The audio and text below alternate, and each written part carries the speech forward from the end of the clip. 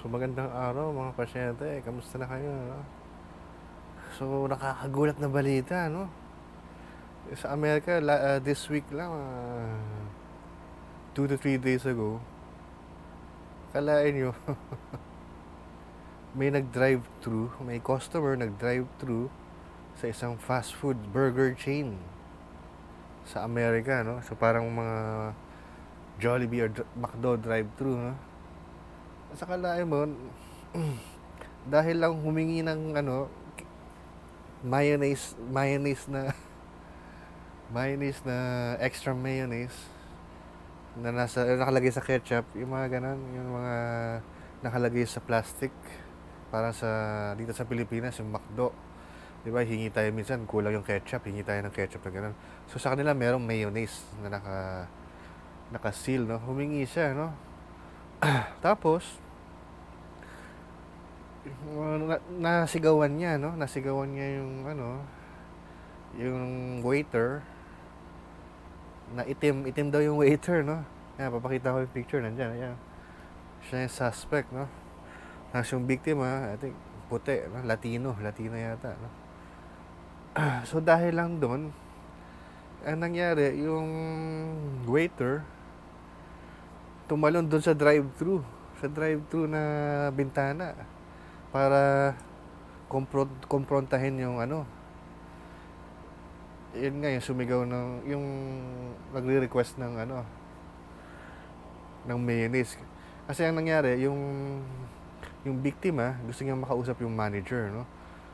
Kaya doon yata uminit yung ulo ng itim, no? Yung itim, biglang akala mo tumalon doon sa drive-thru. Parang naisip yun sa McDo, no? Yung mga ganung napakaliit na window, doon siya dumaan mismo, tumalon, no? Tapos, yun, nagkaroon sila ng argumento. Siguro nasabihan yung suspect na sabi derogatory remark, no? Siguro dahil nga sa init ng ulo, baka namura o something, no? Eh yung pala, itong suspect, meron palang daladalang baril dito sa niya, sa waist niya, no? So ginawa niya, pinaputokan niya yung binaril, no? Binaril dahil lang sa mayonnaise. Anak natin. Kaya nagulat ako sa balita to. Tingnan, dahil lang sa mayonnaise, nagkaroon ng argumento na nakakatawa. Yun pang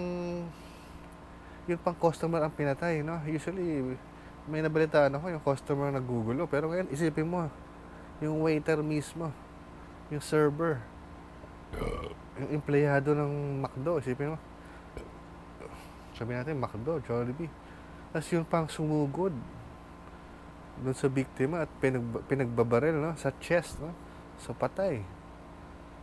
Ngayon, nahuli naman daw yung suspect, no?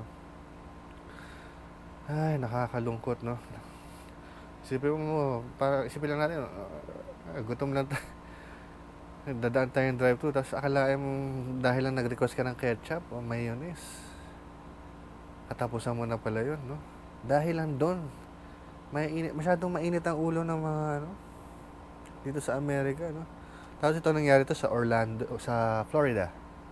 Sa Florida nangyari, no? So sa Florida, kahit sino pwede, basta 21 years old, madaling makakuha, pwede sila bumili ng baril at pwede nilang itong dahilin kahit saan as long as nakatago. Tawag doon concealed, no? So nakatago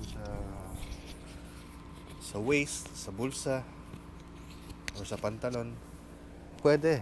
Kaya kung titingnan natin, no, talagang may intention yung suspect na barilin talaga, kasi the fact na dala-dala niya yung baril niya nung papunta siya doon sa biktima, may intention talagang masamang intention talaga yun.